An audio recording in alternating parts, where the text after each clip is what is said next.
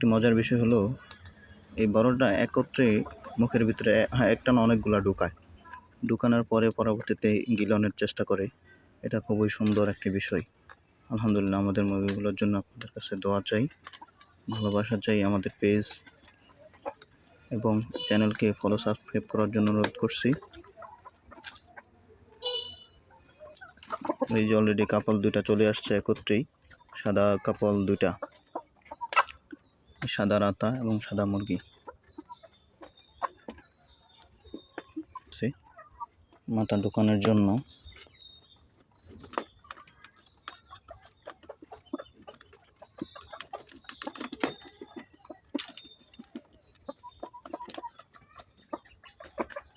দেখুন না কেমন করতেছে একবারে। মাশাআল্লাহ মাশাআল্লাহ।